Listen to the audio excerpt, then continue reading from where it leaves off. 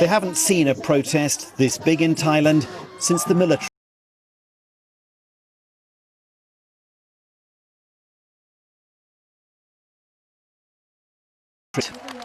Its performance in government, on freedom, on human rights and in managing an ailing economy is now a burning grievance.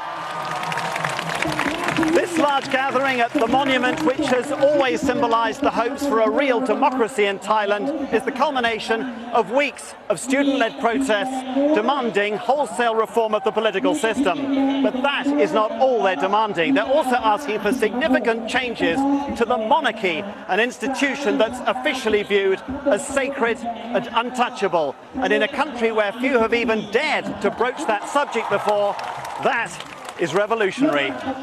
It is almost unimaginable.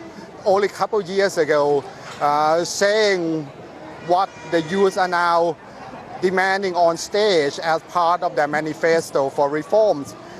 The youth seem to be unafraid, I would say. They haven't been held back by the concerns that previous generations had before, not even to talk about, not even to discuss about the monarchy. Complaints about the monarchy have been heard at the protests in recent weeks, but it was the manifesto read out by this young woman at a university rally last Monday that sent shockwaves through the country. For the first time, it demanded an accountable monarchy, one that limited its power and its spending. King Vajiralongkorn, making a rare visit back to Thailand this week from Germany, where he stayed during the COVID-19 crisis, has said nothing. The Prime Minister, while acknowledging the students' right to protest, said he would investigate who was behind them and punish any who had broken laws. The students, though, seem undaunted by threats of prosecution or worse. We have to try to start talking about it, making it a new norm for the society, that it's okay to talk about the monarchy. Do you think many Thai people agree with your program? I think the silent majority itself want to talk.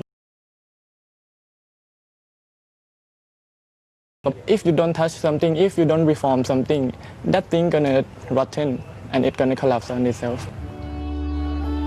This is a historic moment for Thailand. A taboo has been broken by a younger generation who've lost faith in the old royalist establishment and want change. It is, though, hard to imagine that they'll be allowed to go on saying what has always been unsayable here. Jonathan Head, BBC News, Bangkok.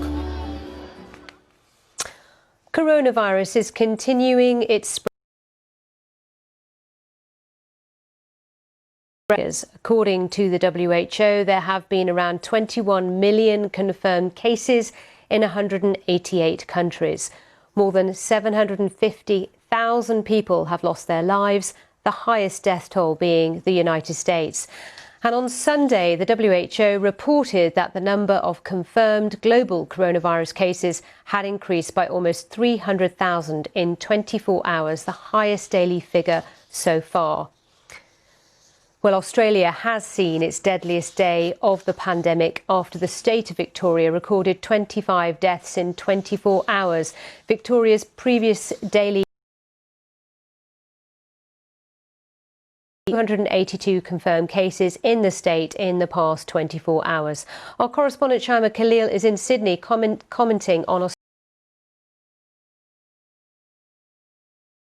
Today you get a depressing and troubling record from Victoria. You're right, today is the deadliest day, 25 people dead, and that compares to 21 last week. 22 of those cases are linked to aged care outbreaks. A large chunk, actually, of the deaths and of the cases in Victoria have been linked to aged care facilities that are actually now seen as a crisis within the crisis of the state of Victoria, in Melbourne, to be specific, with polls to get this